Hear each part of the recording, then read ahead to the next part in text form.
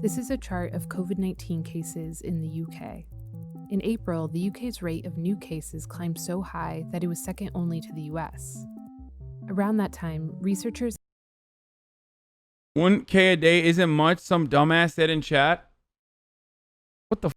That's insane, dude. It definitely is a lot. What are you talking about, dude? What? Dude, just, if you truly believe that, just like close your eyes and try to imagine Obabe causing 1K extra deaths a day. And you know, all the stuff that Trump has done. Just picture it as Obabe doing it. And maybe you'll have a better way to comprehend how devastating this is. at Oxford University who were developing a One 9/11 every 3 days, dude. That's crazy. A large-scale test of the vaccine in the UK. But by July, new COVID-19 cases in the country had fallen. It was good news, but it also meant the UK was no longer a good place to test a vaccine. And that's because of a crucial part of the process of testing any new vaccine, what's called the Phase 3 human trials. Before we can end the coronavirus pandemic, a vaccine developer will have to give tens of thousands of participants either the vaccine or a placebo. And then we wait, for months or possibly years, to see how many of each group eventually gets COVID-19, while the participants go about their lives, which right now probably means they're living under COVID-19 restrictions like wearing masks and staying at home. But until enough of those participants get sick, there won't be enough data on whether the vaccine is working. And in the meantime, thousands of people are dying of COVID-19 every day. That's why some people are starting to advocate a different, more controversial model. Instead of waiting for the coronavirus to eventually infect some of these people, what if we gave a group of willing volunteers the virus on purpose? I'm a young guy. I'm 23 years old. I'm relatively healthy. I have no pre-existing health conditions. I have no children, no dependents. It's really important that we do everything we can to speed up research and development.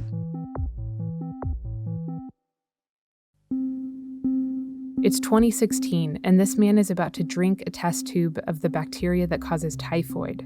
He's one of about 100 participants who deliberately infected themselves with it to test a new vaccine in the UK. In March 2016, I downed a shot of typhoid. Dinah was another participant. She was a PhD student who needed the money, but she also...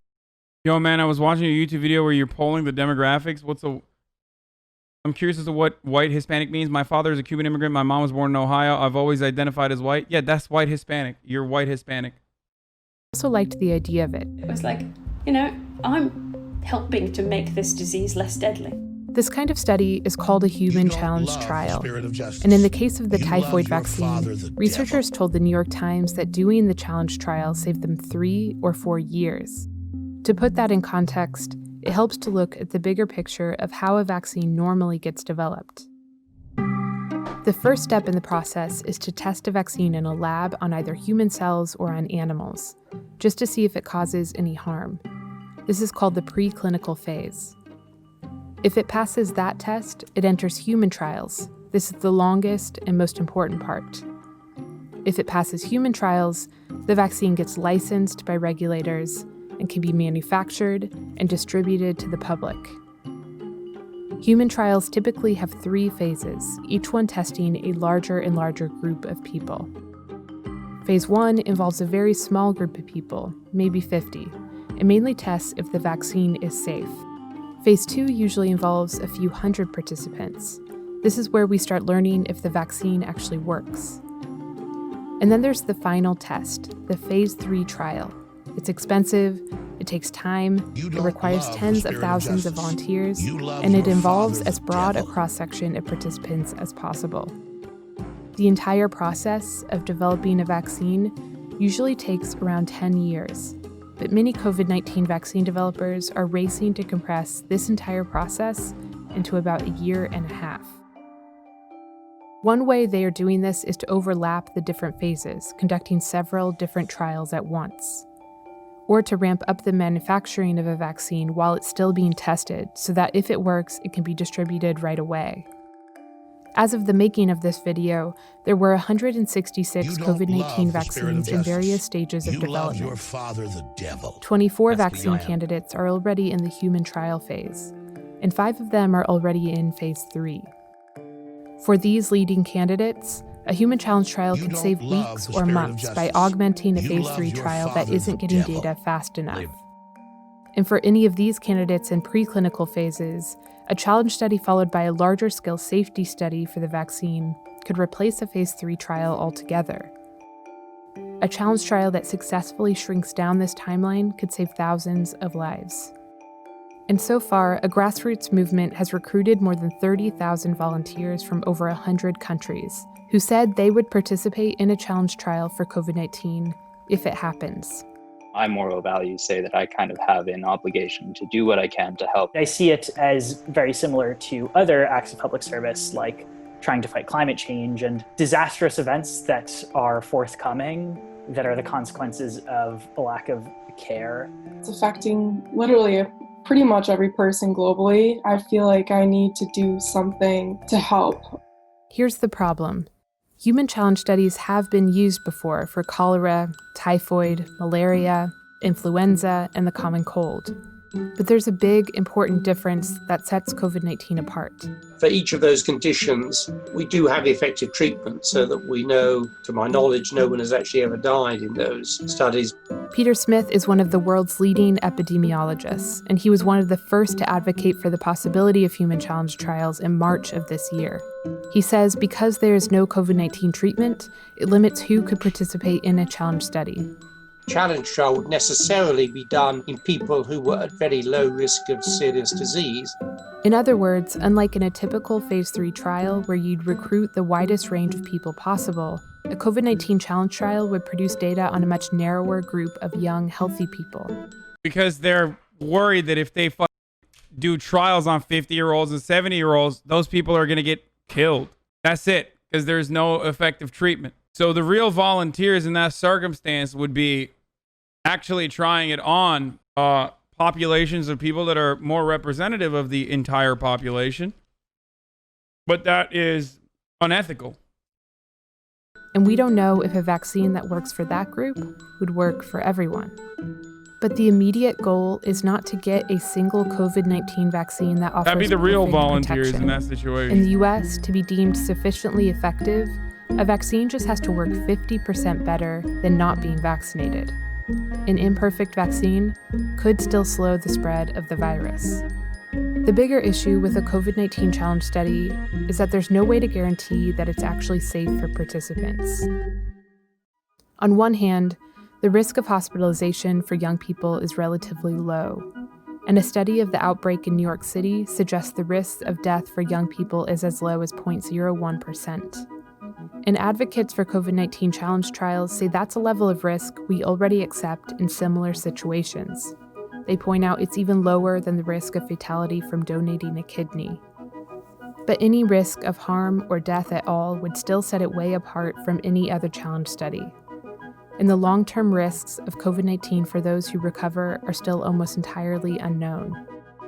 We emailed nearly all of the institutions who were reachable who are currently developing a vaccine to see whether they would consider human challenge trials.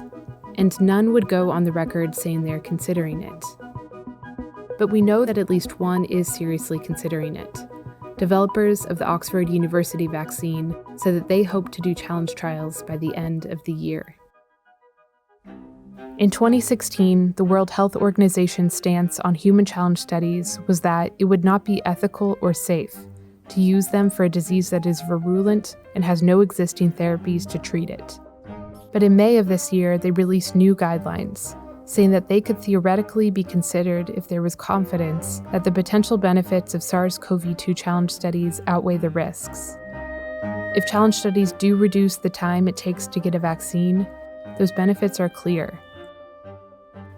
If the current leading candidates have quick, successful phase 3 trials, we may never need to do a challenge trial for COVID-19 at all. But if we do, it'll only be possible because there are people out there willing to take on this risk. It's worth it to me to save the lives of a countless number of people. I'm happy we take is that everything sucks and we're all gonna die? No. The mitigation period and like taking additional precautionary measures is how you combat a virus that we don't know how long is going to be in and how long it's going to us up. Right now, the predictions are all we can work off of. Like, I'm simply stating that I think we should be as cautious as possible. And a part of what we should be doing is working right now, round the clock, as though we don't know when this virus is going to have a vaccine that is readily available for everyone, because we truly don't. So what you have to do right now is behave as though people don't have it. We don't have a vaccine, and we'll never have one for the near future. That is how you have to operate. So the quicker you come to terms with what's going on and find ways to work around it, the better.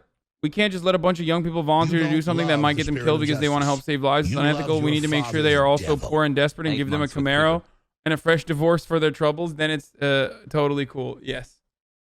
True. You don't love the spirit of justice.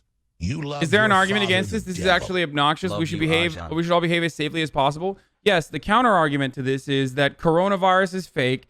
Bill Gates wants to put an RFID chip inside of you through a vaccine and control you and track your every movement, even though I have an iPhone and it literally does that already, literally everywhere I go. And beyond that, I go on social media platforms and scream from the fucking mountaintops every single thing that I'm doing. So they literally know everything I'm thinking and market to me every single day. But Bill Gates somehow is going to put an RFID chip in my ass. That's the counter argument. The counter argument is that, like, it's fake, it's not a problem, and they're enforcing another system of control, and the masks are actually muzzles. Like, it's literally like flat earth counters. The more realistic counters are people are fucked up. People are fucked up from being pushed into isolation, and that's understandable. People are fucked up from having to sit at home all day, which is understandable. Cities no longer have that same kind of desirability that they once did, and that's understandable. And that the economy is truly, and I mean truly, suffering as a consequence of this, and that's understandable as well. Those are very reasonable. Those are very reasonable counters, but it doesn't matter because there are preventative measures to work against all of those problems, all of those secondary problems caused by our mitigation efforts, but the government's not doing enough. And instead of looking to the government for help, we're fucking railing against our fellow citizens and saying that coronavirus is fake. To take that small risk to myself and make things better for a lot of people. Feeling like I was doing nothing and just feeling miserable and demoralized, to being like, okay, like I have something I can do here. Well, I'm a lot less at risk than my parents and grandparents are, and my moral imperative tells me I have to do it. Moral imperative.